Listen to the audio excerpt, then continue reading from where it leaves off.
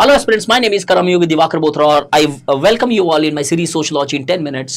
Paper 1 हम कर रहे हैं, चैप्टर रिलीजन का है, एपिसोड नंबर 71 है. लास्ट एपिसोड टॉपिक 7 एपिसोड 70 के अंदर वी कंप्लीटेड रिलीजियस फंडामेंटलिज्म. 71 के अंदर देखेंगे एक important aspect religion and science का. रिलीजन एंड साइंस की बहुत बड़ी डिबेट रही सोशियोलॉजी के अंदर, और इनफैक्ट ये डिबेट ऐसी है कि आज भी शायद खत्म होने का नाम नहीं ले रहा है. But yes, the nature of debate today is way different when compared to the nature of debate which existed in the 17th and 18th and 19th century. In the initial phase, modernization scholars such as Emile Durkheim and others, Emile Durkheim with conditions attached, Talcott Parsons and others advocated that the religion over a period of time will be replaced by science as the society become much more rational. Religion धीरे धीरे science से replace हो जाएगा, क्योंकि modern society में लोग rational हो जाएंगे, लॉजिकल हो जाएंगे, फैक्ट को, तत्वों को देखेंगे और उसके बेसिस पे डिसीजन लेंगे. और ये क्योंकि चीज़ों को प्रूव नहीं कर सकती है, बता सकती है, एक्सप्लेन कर सकती है, इसके कारण लोग शायद इस पे विश्वास करना बंद कर देंगे. क्या सच में रिलीजन और साइंस इतना एंटीगोनिस्टिक है जो ये बोलते हैं? और क्या सच में साइंस ने रिलीजन को वीक किया है, या फिर वाइजा वर्सा दिखने लगा है, और ये भी दिखने लगा है कि कैसे एक दूसरे को सपोर्ट करना है. चलिए सोशियोलॉजिकली डिबेट डिस्कस करते हैं. इससे पहले दो जस्ट चीजें बताना चाहता हूं. चार्ल्स, इमेजिन करो रिलीजन का कंट्रोल कितना था उस टाइम में, किस तरीके से रैशनैलिटी हैम्पर करती थी. चार्ल्स डार्विन, जो ऑब्वियसली आज वर्ल्ड में रिनाउंड है survival of the fittest, but originally ये टर्म हर्बर्ट स्पेंसर ने कॉइन किया था. गैलापागोस आइलैंड जब इन्होंने पढ़ा और evolution of theory of evolution दी इन्होंने, तो उन्होंने बताया कि जब ये थियरी देने के बाद में इनको फोर्स किया गया because of the domination of church कि ये लिखे कि ultimately the god knows but what I feel is.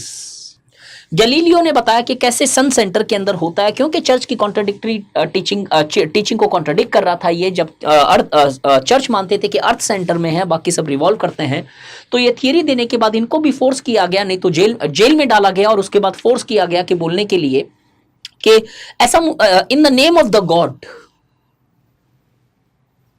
God का नाम लगाना पड़ा अपनी थियरी के अंदर. अब ये दोनों एग्जाम्पल हमें बताते हैं कि रिलीजन कितना डोमिनेटिंग था, और इसके कारण कहीं ना कहीं रैशनैलिटी हैम्पर हो रही थी. लेकिन समय बदला, वक्त बदला, साइंटिफिक रेवोल्यूशन आई, चीज़ें बदली, टेक्नोलॉजिकल रेवोल्यूशंस आई, और उसके बेसिस पे साइंस डोमिनेट हुई, और ये माना गया कि रिलीजन और साइंस एक दूसरे के अगेंस्ट है और धीरे धीरे खत्म हो जाएगी. सोशियोलॉजी में जो सबसे पहली डिबेट है वो ये है कि religion would be replaced by science. August max weber और ऐसे सारे लोग इससे डिबेट से they are the people who are can be considered as the propagators of this theory. ये लोग मानते थे कि रिलीजन और साइंस एक दूसरे से एंटीगनिस्टिक है. जहां पे रिलीजन होगी साइंस नहीं होगी, जहां साइंस होगी रिलीजन नहीं होगी, और मॉडर्न सोसाइटी में रैशनैलिटी होने ही वाली है, तो इसलिए ये होगी नहीं. किस बेसिस पे दोनों को डिफरेंशिएट किया गया?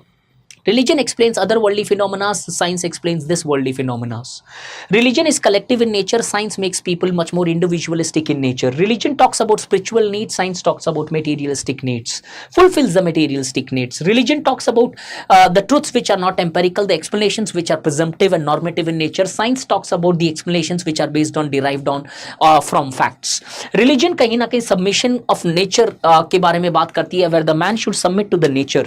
Nature को submit करो आप. लेकिन science on the other hand gives the power and talks about और propagates the aspect of controlling the nature itself. Not universal. Religion truth universal नहीं है, कॉन्टेक्चुअल होते हैं, वैलिड जरूर हो सकते हैं या नहीं हो सकते, अगेन वो टेस्ट नहीं किए जा सकते, बट यूनिवर्सल नहीं है. हिंदुज्म का जो भी व्यू पॉइंट है वो हिंदू सोसाइटी में लगेगा, इस्लाम वाले, क्रिश्चियनिटी वाले या फिर कोई दूसरे रिलीजन वाले नहीं मानेंगे. लेकिन साइंस की जो एक्सप्लेनेशन है वो यूनिवर्सली एप्लीकेबल होती है. तो इनिशियल स्कॉलर्स ने दोनों को डिफरेंशिएट किया और बोला कि साइंस धीरे धीरे बढ़ेगी तो ये रिलीजन धीरे धीरे खत्म हो जाएगी and science would replace religion. But जैसे ही डिबेट आगे बढ़ी, कहीं ना कहीं कुछ लोगों ने ये मानना स्टार्ट किया कि नहीं, इतने एक्सट्रीम लेवल में एंटीथेटिकल रिलेशनशिप नहीं है दोनों के बीच में, दोनों कॉम्प्लीमेंट्री रिलेशनशिप भी रखते हैं. कैसे? कुछ सिमिलैरिटीज भी है इनके अंदर. दोनों क्रिएट कर रहे हैं आज दुनिया के अंदर. रिलीजन जो है क्रिएशन को एक्सप्लेन कर रही है मेटाफिजिकली, भगवान के नजरिए से, और साइंस भी चीजों को क्रिएट कर रही है. आईवीएफ हो गई, जेनेटिक्स हो गई, engineering and all those aspects. दोनों के दोनों क्रिएशन के साथ डिस्ट्रक्शन भी लेके आ रहे हैं. रिलीजन कॉन्फ्लिक्ट्स लेके आ रही है, तो साइंस भी कहीं ना कहीं is becoming a weapon of important weapon of destruction, either of ecology और either of mankind of property at large. Wars देख सकते हैं, न्यूक्लियर वेपन्स देख सकते हैं, रिलीजन, और किस तरीके से फ्यूटस अबॉर्शंस भी कहीं ना कहीं डिस्ट्रक्शन है एक। किस तरीके से रिलीजन और साइंस दोनों कलेक्टिव एस्पिरेशंस को फुलफिल करती है, दोनों कलेक्टिव होते हैं।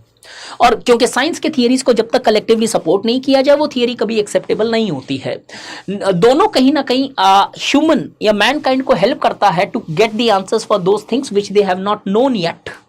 एक साइंटिफिकली बताता है तो एक किसी तरीका अलग, मतलब तरीके दोनों के समझाने के अलग है, लेकिन दोनों कहीं ना कहीं समझाने में हेल्प करती है। मेक इंडिविजुअल्स लूज ऑटोनॉमी, दोनों के दोनों कहीं ना कहीं इंडिविजुअल की ऑटोनॉमी खत्म कर देते हैं। एक भगवान के नाम पे हर चीज इंडिविजुअल से कराता है और भगवान के नाम पे कंट्रोल करता है, तो दूसरा साइंस जो है वो टेक्नोलॉजी को इतना डोमिनेटिंग कर देता है कि the man becomes the tool in the hands of his own tool. आज हमें हमारी टेक्नोलॉजी कंट्रोल कर रही है।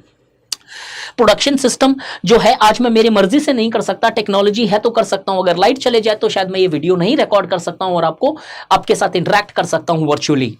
तो कहीं ना कहीं अब ये सिमिलैरिटीज होने के कारण अब ये माना गया कि यार दोनों कॉम्प्लीमेंट्री रिलेशनशिप रखती है, दोनों एंटेगनिस्टिक रिलेशनशिप नहीं है। The debate of the religion and science completely changed when in the earlier phase the religion and science were considered as antagonistic. In contemporary time the religion and science are considered as complementary to each other, where the rise of science have largely led to revivalism as it has created void in the emotional needs, and on the other hand the religion has also contributed in better use of technologies by providing or changing the value systems and belief systems of the people.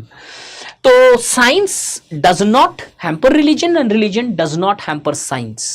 ये आज माना जा सकता है, पहले ये कहीं ना कहीं कॉन्ट्राडिक्टरी था।